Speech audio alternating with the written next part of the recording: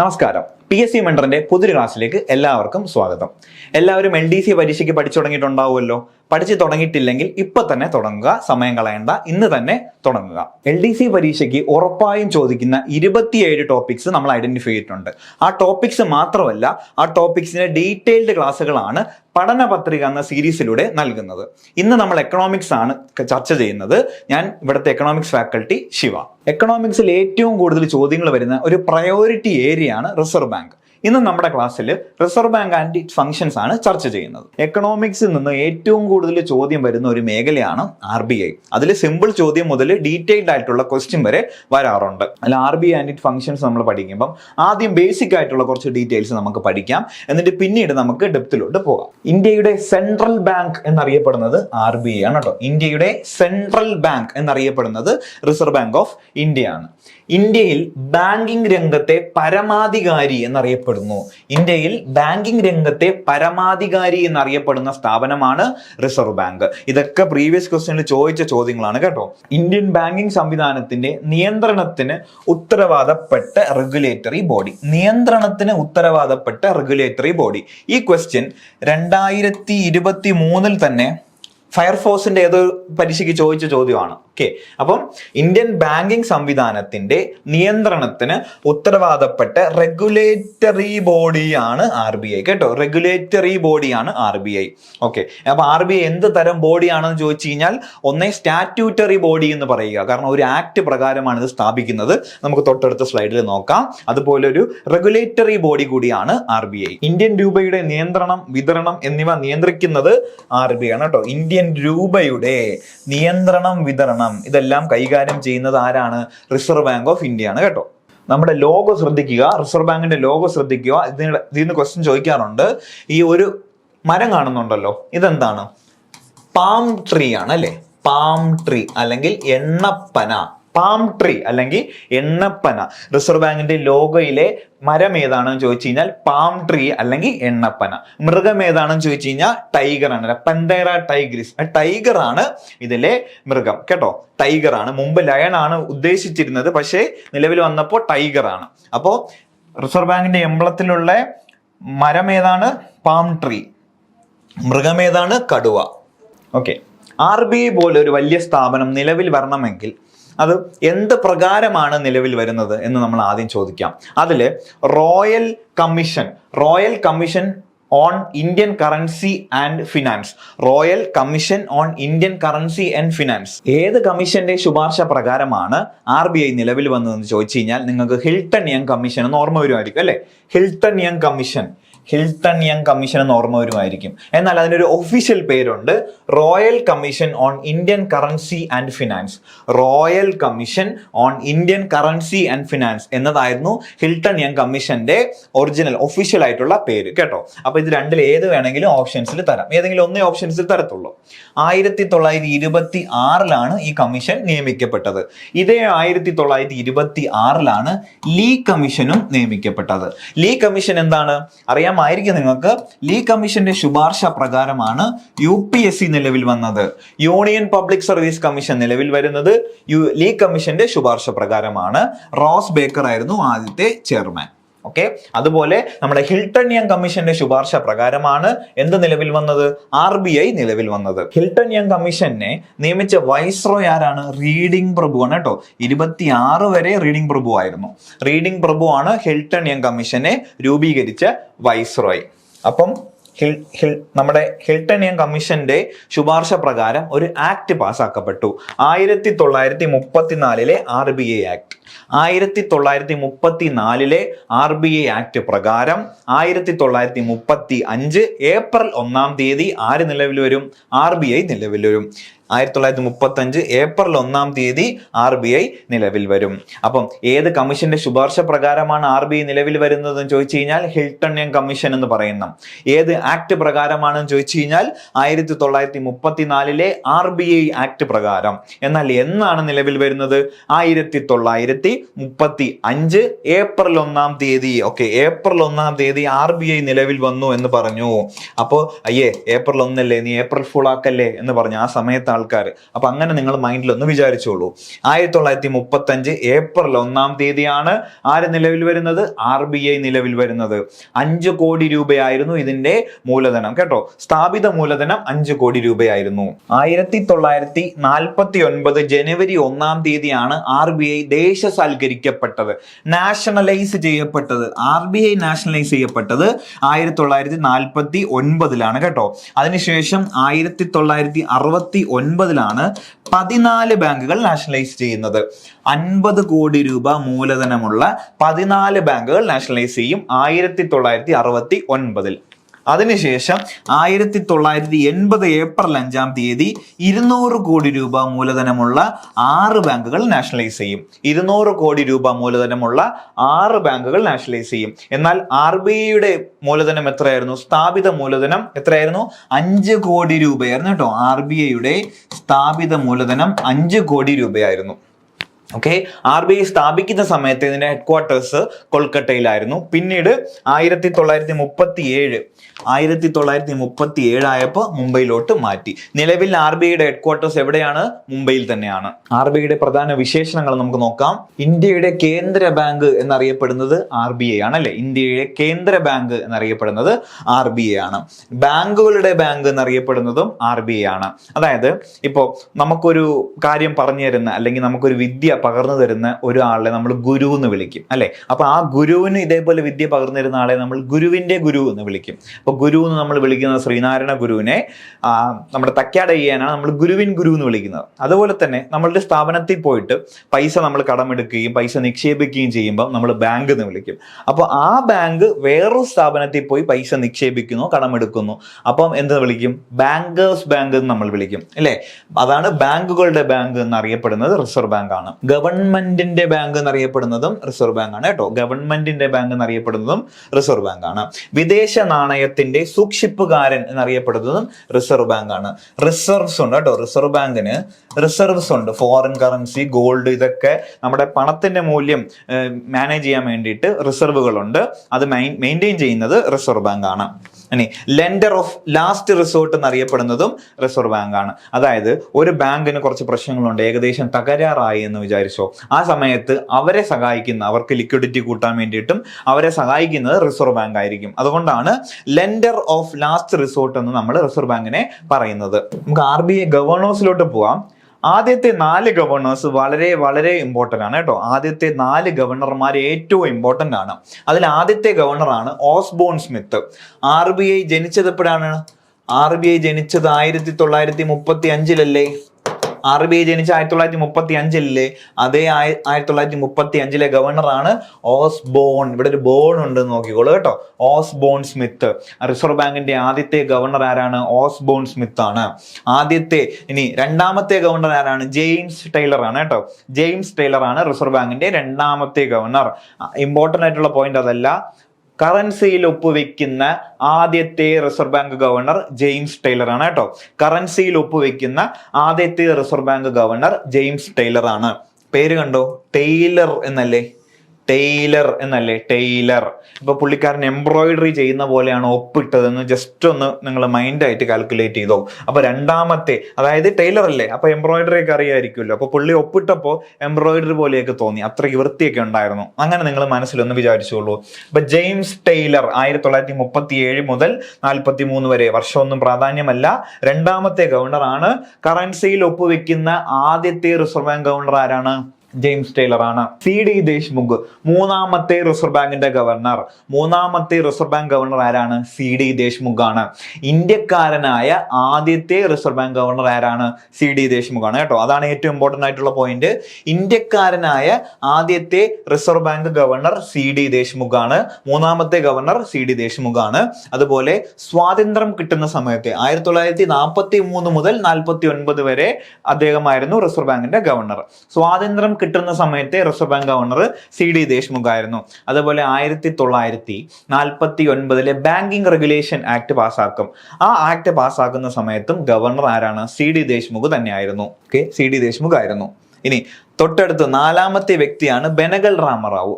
ഏറ്റവും കൂടുതൽ കാലം ഏറ്റവും കൂടുതൽ കാലം റിസർവ് ബാങ്ക് ഗവർണർ ആയിരുന്ന വ്യക്തിയാണ് ബെനഗൽ രാമറാവു. അപ്പൊ ആദ്യത്തെ 4 ഗവർണേഴ്സ് നമുക്കൊന്ന് ഓടിച്ചു പോവാം. ആദ്യത്തെ ഗവർണർ ആരായിരുന്നു? Osborne Smith. ഓസ്ബോൺ സ്മിത്ത് ആയിരുന്നു ആദ്യത്തെ ഗവർണർ.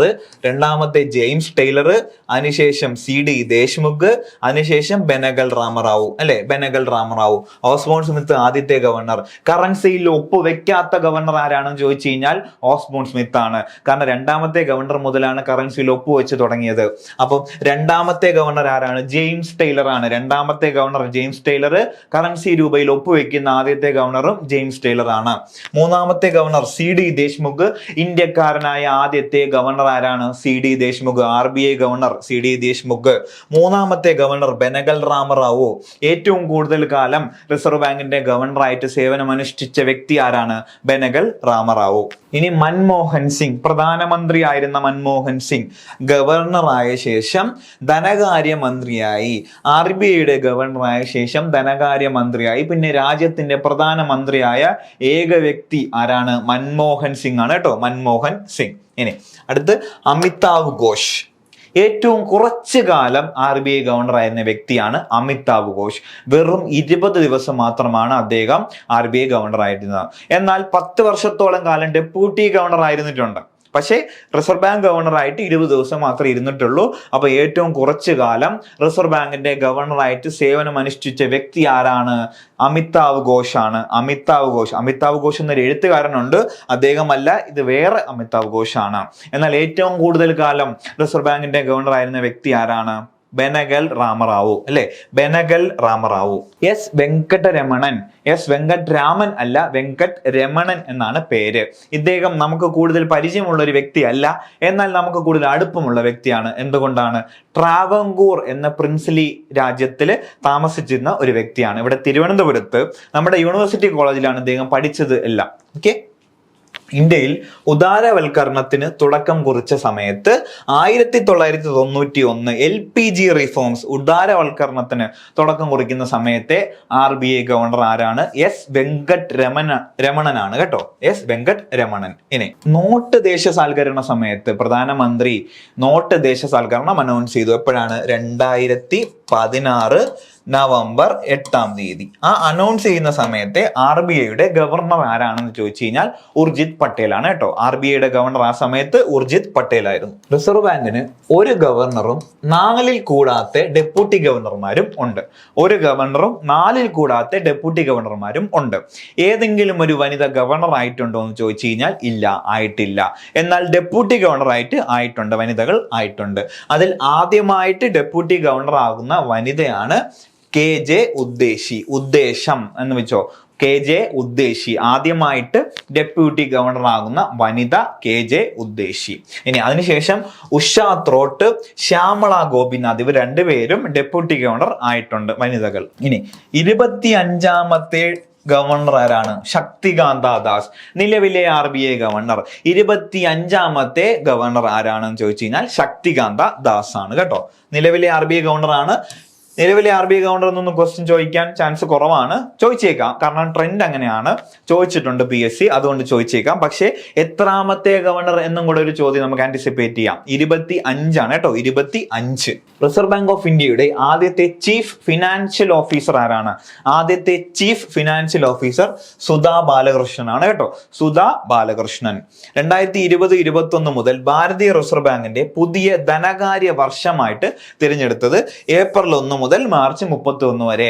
RBIക്ക് ഇത് പുതിയതായിരിക്കും, നമുക്കിത് പുതിയതല്ല. നമ്മൾ പണ്ട് മുതലേ ഫോളോ ചെയ്യുന്നത് ഏപ്രിൽ 1 മുതൽ മാർച്ച് 31 വരെയാണ്. പക്ഷേ RBI June July time line ആണ് അവര് ഫിനാൻഷ്യൽ ഇയർ ആയിട്ട് കണക്കാക്കിക്കൊണ്ടിരുന്നത്. എന്നാൽ നമ്മുടെ അല്ലാത്ത ഇതും കൂടെ ആയിട്ട് കറക്റ്റ് ആവാൻ വേണ്ടിയിട്ട് അവരും അങ്ങനെ തന്നെ മാറ്റി. ഏപ്രിൽ 1 മുതൽ മാർച്ച് 31 വരെയാണ് ഇപ്പോഴത്തെ RBIയുടെ ധനകാര്യ വർഷം. റിസർവ് ബാങ്ക് ഓഫ് ഇന്ത്യക്ക് എത്ര റീജിയണൽ ഓഫീസുകൾ ഉണ്ട്? 4 റീജിയണൽ ഓഫീസുകളാണ് ഉള്ളത്. ഇത് ഡൽഹി ആണെന്ന് കരുതുക, അവിടെ ഇങ്ങനെ പോയിട്ട് ഇത് കൊൽക്കത്ത ആണെന്ന് കരുതുക, ഇത് ചെന്നൈ ആണെന്ന് കരുതുക, ഇത് മുംബൈ ആണെന്ന് കരുതുക. ഓക്കെ, ഇത് ഡൽഹി, ഇത് കൊൽക്കത്ത, ഇത് ചെന്നൈ, ഇത് മുംബൈ. ഇതെന്താണ്? വേറെ എവിടെയെങ്കിലും ഈ ക്രമം കണ്ടിട്ടുണ്ടോ? ഗോൾഡൻ ക്വാഡിലാറ്ററൽ കണ്ടിട്ടുണ്ടാവുമല്ലോ, കേട്ടിട്ടുണ്ടാവുമല്ലോ. ഗോൾഡൻ ക്വാഡിലാറ്ററൽ എന്ന റോഡ് ശൃംഖല ഈ 4 നഗരങ്ങൾ തമ്മിലാണ്. ഈ 4 നഗരങ്ങളിലാണ് RBIയുടെ റീജിയണൽ ഓഫീസുകൾ സ്ഥിതി ചെയ്യുന്നത്. RBIയുടെ റീജിയണൽ ഓഫീസുകൾ സ്ഥിതി ചെയ്യുന്നത് ഈ 4 നഗരങ്ങളിലാണ്. ഓക്കെ, അതുപോലെ എത്ര ഡെപ്യൂട്ടി ഗവർണർമാരാണ് RBIക്ക് ഉള്ളത്? 4-ൽ കൂടാത്ത ഡെപ്യൂട്ടി ഗവർണർമാർ RBIക്ക് ഉണ്ടായിരിക്കും. ഓക്കെ, 4-ൽ കൂടാത്ത ഡെപ്യൂട്ടി ഗവർണർമാർ RBIക്ക് ഉണ്ടായിരിക്കും. RBIയുടെ തലവൻ ആരാണെന്ന് ചോദിച്ചു കഴിഞ്ഞാൽ നമ്മൾ പറയും റിസർവ് ബാങ്ക് ഗവർണർ എന്ന് പറയും. എന്നാൽ മറ്റൊരു ചോദ്യം, റിസർവ് ബാങ്ക് ആക്ട് പ്രകാരം റിസർവ് ബാങ്കിന്റെ കാര്യങ്ങൾ നിയന്ത്രിക്കുന്നത് ആരാണ്? റിസർവ് ബാങ്കിന്റെ കാര്യങ്ങൾ നിയന്ത്രിക്കുന്നത് ആരാണ്? കാര്യങ്ങൾ നിയന്ത്രിക്കുന്നത് കേന്ദ്ര ഡയറക്ടർ ബോർഡാണ് കേട്ടോ. കേന്ദ്ര ഡയറക്ടർ ബോർഡാണ് കാര്യങ്ങൾ നിയന്ത്രിക്കുന്നത്. റിസർവ് ബാങ്കിന്റെ പ്രധാന ധർമ്മങ്ങൾ നമുക്ക് നോക്കാം.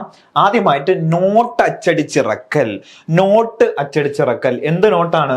1 രൂപ ഒഴികെയുള്ള എല്ലാ നോട്ടുകളും അച്ചടിച്ചിറക്കുന്നത് റിസർവ് ബാങ്ക് ആണ് അല്ലേ. 1 രൂപ നോട്ട് മാത്രം ആരാണ്? കേന്ദ്ര ധനകാര്യ മന്ത്രാലയമാണ് 1 രൂപ നോട്ട് അച്ചടിക്കുന്നത്. 1 രൂപ നോട്ട് നിങ്ങൾ എല്ലാവരും കണ്ടിട്ടുണ്ടാവുമല്ലോ. 1 രൂപ നോട്ട് അച്ചടിച്ചിറക്കുന്നത് കേന്ദ്ര ധനകാര്യ മന്ത്രാലയവും അതിൽ ഒപ്പുവെക്കുന്നത് കേന്ദ്ര ധനകാര്യ സെക്രട്ടറി ആണ് കേട്ടോ. ഫിനാൻസ് സെക്രട്ടറി ആണ് 1 രൂപ നോട്ടിൽ ഒപ്പുവെക്കുന്നത്. എന്നാൽ ആ 1 രൂപ പുറത്തിറക്കുന്നത് ആരാണ്? ധനകാര്യ മന്ത്രാലയമാണ് കേട്ടോ. ധനകാര്യ മന്ത്രാലയമാണ് 1 രൂപ നോട്ട് പുറത്തിറക്കുന്നത്. ഇനി ഇന്ത്യയിൽ മൊത്തം 4 പ്രസ്സുകളാണ് ഉള്ളത്. 4 പ്രസ്സുകളാണ് രൂപ നോട്ട് പ്രിന്റ് ചെയ്യാൻ വേണ്ടിയിട്ടുള്ളത്. അതിൽ 2 എണ്ണം ഗവൺമെന്റ് ഓഫ് ഇന്ത്യയുടെ ഉടമസ്ഥയിലും 2 എണ്ണം RBIയുടെ ഉടമസ്ഥയിലുമാണ്. 2 എണ്ണം ഗവൺമെന്റ് ഓഫ് ഇന്ത്യയുടെ ഉടമസ്ഥയിലും 2 എണ്ണം RBIയുടെ ഉടമസ്ഥയിലുമാണ്. നാസിക്, ദേവാസ്, മൈസൂർ, സാൽബോണി. നാസിക്, ദേവാസ്, മൈസൂർ, സാൽബോണി, ഇങ്ങനെ 4 എണ്ണം ഉണ്ട്. ഇതില് ഒരു കോഡ് നമ്മൾ വെച്ചിട്ടുണ്ട്, do not stop me. Okay, do not stop me. ഇപ്പൊ ഞാൻ എന്ന വ്യക്തി കൂടുതൽ പൈസ ചെലവാക്കുമെന്ന് വിചാരിച്ചോ. ഏറ്റവും കൂടുതൽ പൈസ ഞാൻ ചെലവാക്കും. അപ്പൊ എന്നോട് പറയും, ആൾക്കാർ പറയും, അയ്യോ പൈസ ചെലവാക്കല്ലേ, കൂടുതൽ പൈസ ചെലവാക്കല്ലേ എന്ന് പറയുമ്പോൾ ഞാൻ പറയും no, do not stop me എന്ന് പറയും. അപ്പൊ പ്രിന്റിംഗ് പ്രസ്, പൈസ അച്ചടിക്കുന്ന സ്ഥലങ്ങൾ എവിടെയാണ്? ഡു നോട്ട് സ്റ്റോപ്പ് മീ. D Dewas, N Nashik, S Salboni, M Mysore. Do not stop me. Code വേണ്ടാത്തവർ കോഡ് ഇല്ലാതെ പഠിച്ചാൽ മതി. ഇനി കോഡ് വെച്ചേ പഠിക്കാൻ പറ്റുള്ളൂ എന്നുള്ളവർക്ക് മാത്രം കോഡ് ഉപയോഗിക്കുക കേട്ടോ. Do not stop me. Dewas, Nashik, Salboni, Mysore. Do not stop me. Currency നോട്ടിന്റെ കാര്യം വരുമ്പോൾ ഡു നോട്ട് സ്റ്റോപ്പ് മീ ആണ്. ഇനി മിന്റ് വരുമ്പോൾ വേറെ ഉണ്ട്. മിന്റ് അതായത് നമ്മുടെ കോയിൻസ് മിന്റ് ചെയ്യുക, കറൻസി നോട്ട് പ്രിന്റ് ചെയ്യുക എന്ന് പറയുന്നത് പോലെ കറൻസി പ്രിന്റ് ചെയ്യുന്ന ഏത് പേപ്പറിലാണ്? പേപ്പറിലല്ല പ്രിന്റ് ചെയ്യുന്നത്, ഒരു കോട്ടൺ പൾപ്പിലാണ് പ്രിന്റ് ചെയ്യുന്നത്. ഇനി കറൻസി പ്രിന്റ് ചെയ്യുക നമ്മൾ പറയുമ്പോൾ കോയിൻ നമ്മൾ മിന്റ് ചെയ്യുക എന്ന് പറയും. കോയിൻ നമ്മൾ മിന്റ് ചെയ്യുക എന്ന് പറയും. അങ്ങനെ മിന്റ് ചെയ്യപ്പെടുന്ന സ്ഥലങ്ങളാണ് മുംബൈ, ഹൈദരാബാദ്, കൽക്കട്ട, നോയിഡ. മുംബൈ, ഹൈദരാബാദ്, കൽക്കട്ട, നോയിഡ. അതിനും ഒരു കോഡ് വെച്ചിട്ടുണ്ട്.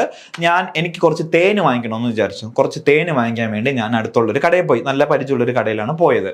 അപ്പൊ എൻ്റെ അടുത്ത് ചില്ലറകൾ മാത്രമേ ഉള്ളൂ. രൂപ നോട്ടുകൾ അവിടെ UPI ഒന്നും എടുക്കത്തില്ല.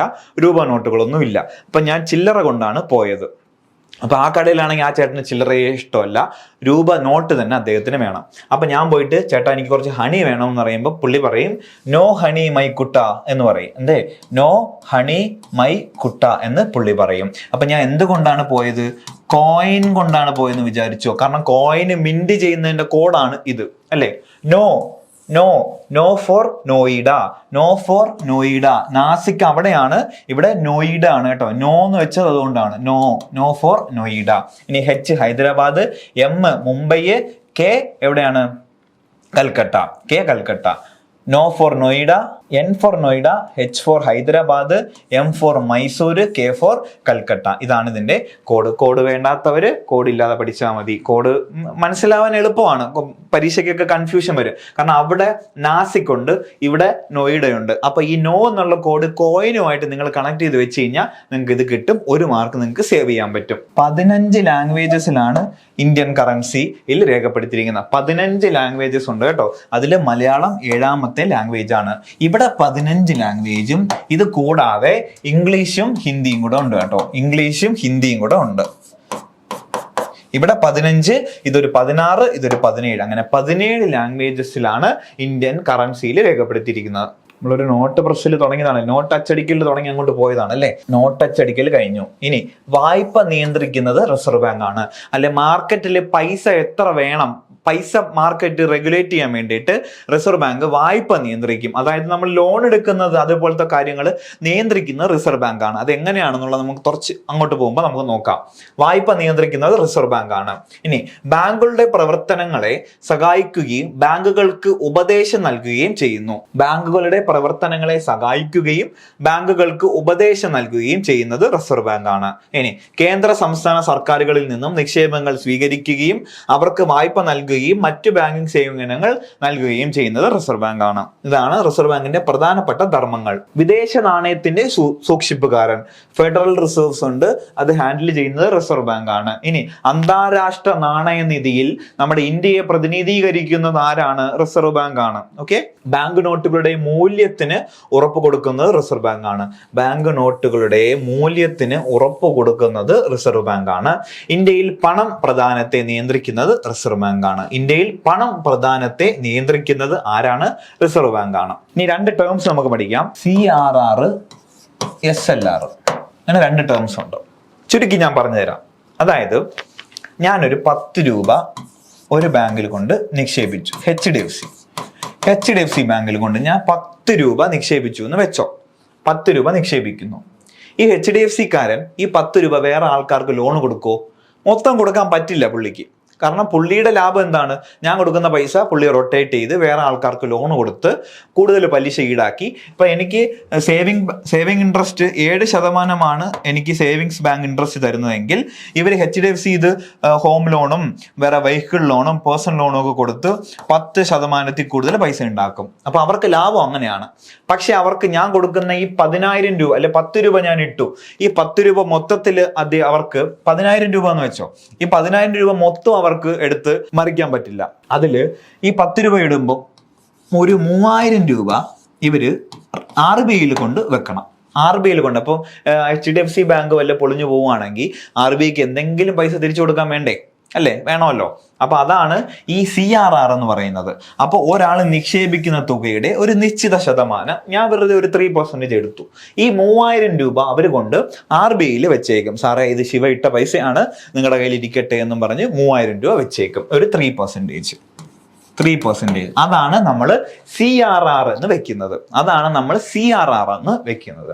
ഇനി ഒരു 3% കൂടെ, ഒരു 3,000 രൂപ കൂടെ ഇവരെ കയ്യിൽ വെച്ചേക്കണം. HDFC ബാങ്കിന്റെ കയ്യിൽ കറൻസി ആയിട്ടോ ഗോൾഡ് ആയിട്ടോ എങ്ങനെയെങ്കിലും ഒരു 3,000 രൂപ വാല്യൂ ഉള്ളത് അവരെ കയ്യിൽ വെച്ചിരിക്കണം. എന്നിട്ട് അത് പോകെയുള്ള 3 6 ബാക്കി 4,000 രൂപ മാത്രമേ ഇവർക്ക് ചിലവാക്കാൻ പറ്റുള്ളൂ. ബാക്കി 4,000 രൂപ മാത്രമേ ഇവർക്ക് ഓട്ടത്തിന് വിടാൻ കഴിയുള്ളൂ. നമ്മുടെ റിസർവ് ബാങ്കിൽ വെക്കുന്ന പൈസയാണ് CRR, ഇവരുടെ കയ്യിൽ വെക്കുന്നതാണ് SLR. Cash reserve ratio reserve ബാങ്കിൽ സൂക്ഷിക്കും. SLR സ്റ്റാറ്റ്യൂട്ടറി ലിക്വിഡിറ്റി റേഷ്യോ, ഇത് ഇവരെ കയ്യിൽ തന്നെ വെച്ചേക്കും. റിസർവ് ബാങ്കിന് വന്ന് പരിശോധിക്കുകയൊക്കെ ചെയ്യാം. അപ്പൊ ഇത്രയും ഡെപ്പോസിറ്റ് നിങ്ങൾക്ക് കിട്ടിയിട്ടുണ്ട്, ഇത്രയും പൈസ നിങ്ങളുടെ കയ്യിലുണ്ടോ എന്ന് വന്ന് റിസർവ് ബാങ്കിന് പരിശോധിക്കുകയൊക്കെ ചെയ്യാം. ഓക്കെ, അപ്പൊ CRR SLR മനസ്സിലായിട്ടുണ്ടല്ലോ. എല്ലാ വാണിജ്യ ബാങ്കുകളും അവർക്ക് ലഭിക്കുന്ന ഡെപ്പോസിറ്റുകളുടെ ഒരു നിശ്ചിത ശതമാനം കേന്ദ്ര ബാങ്കിൽ റിസർവായി സൂക്ഷിക്കുന്നു. ഇതാണ് കരുതൽ ധനാനുപാതം എന്ന് പറയുന്നത്. അതാണ് CRR, ക്യാഷ് റിസർവ് റേഷ്യോ, കരുതൽ ധന അനുപാതം. ഈ ബാങ്കിനെ കുറിച്ചുള്ള പരാതികളൊക്കെ നമ്മൾ എവിടെയാണ് കൊണ്ട് കൊടുക്കുന്നത്? ബാങ്കിനെ കുറിച്ചുള്ള പരാതികളൊക്കെ നമ്മൾ ബാങ്കിങ് ഓംബുഡ്സ്മാനെയാണ് നമ്മൾ സമീപിക്കുന്നത് പരാതികളായിട്ട്. ആ ബാങ്കിങ് ഓംബുഡ്സ്മാനെ കൊണ്ടുവന്നത് റിസർവ് ബാങ്ക് ആണ് കേട്ടോ. 1995 ബാങ്കിങ് ഓംബുഡ്സ്മാൻ സ്കീം കൊണ്ടുവന്നത്. ബാങ്കുകളുടെ ഇടപാടുകളെ പരാതി പരിഹരിക്കുന്ന സ്ഥാപനമാണ് ബാങ്കിങ് ഓംബുഡ്സ്മാന്.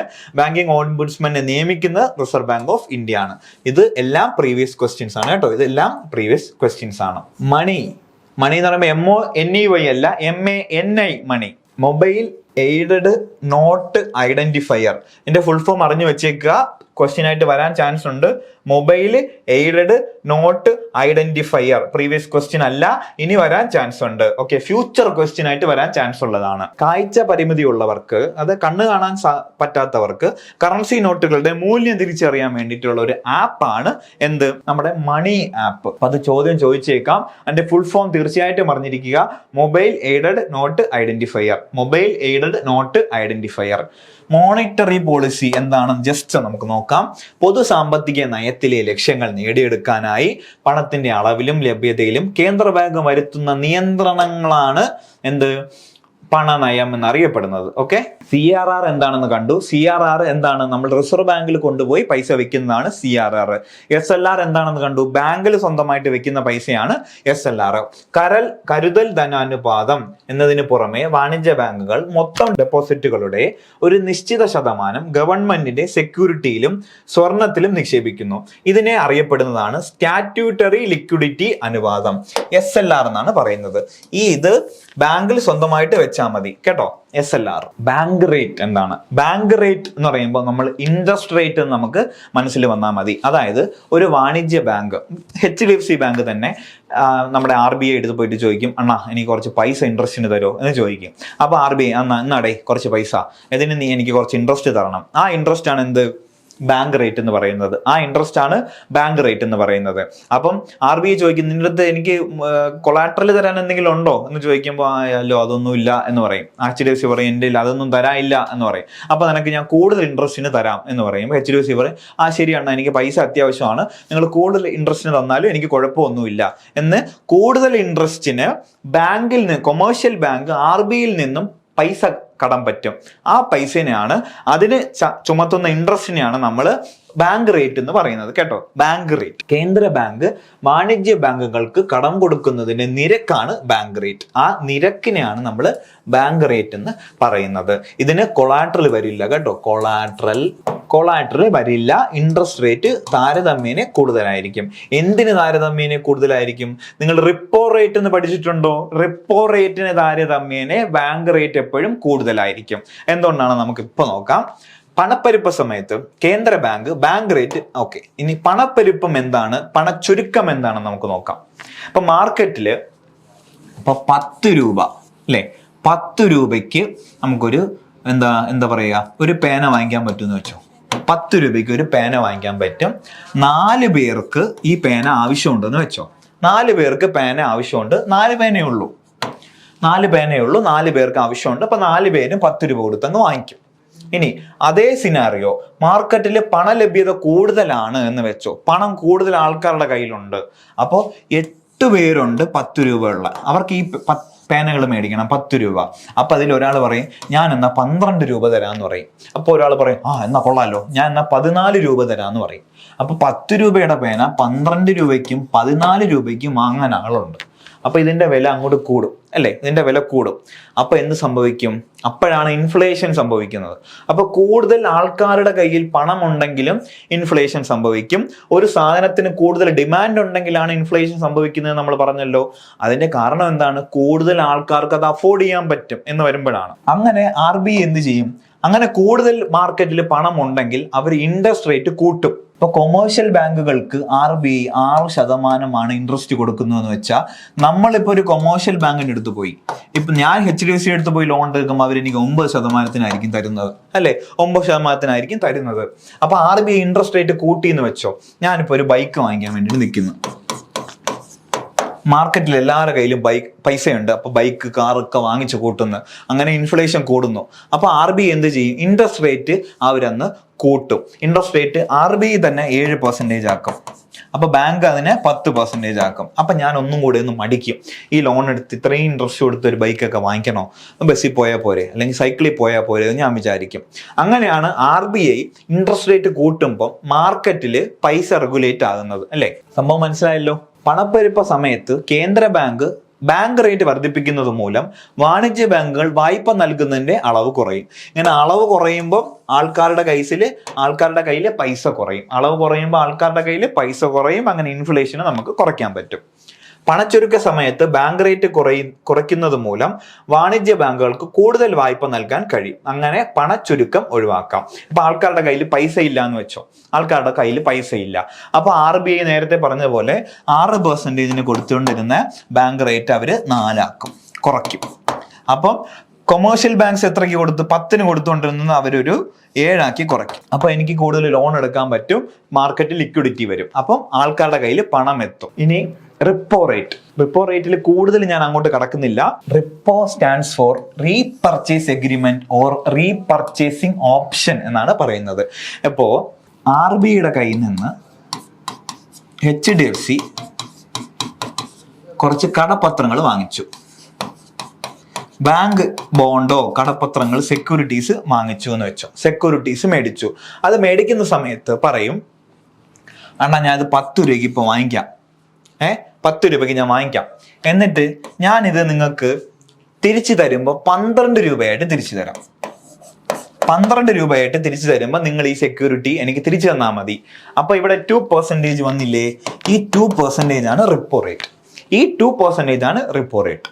ഓക്കെ, ഇവിടെ കൊളാട്രൽ വെക്കുന്നുണ്ട്, അതായത് ബാങ്ക് ബോണ്ടോ സെക്യൂരിറ്റിയോ എന്തെങ്കിലും കൊളാട്രൽ ആയിട്ട് വെക്കുന്നുണ്ട്. ആ കൊളാട്രൽ വെച്ചിട്ടാണ് ഒരു കൊമേഴ്ഷ്യൽ ബാങ്ക് RBIയുടെ കയ്യിൽ നിന്നും പൈസ കടമെടുക്കുന്നത്. നേരത്തെ ബാങ്ക് റേറ്റിൽ കൊളാട്രൽ ഒന്നും വെക്കാതെയാണ് കടമെടുക്കുന്നത്. ഓക്കെ, അപ്പൊ അതും ഇതും തമ്മിലുള്ള വ്യത്യാസം മനസ്സിലായല്ലോ. റിപ്പോ റേറ്റ് കൊളാട്രൽ വെക്കുന്നത് കൊണ്ട് ഇൻട്രസ്റ്റ് റേറ്റ് കുറവായിരിക്കും.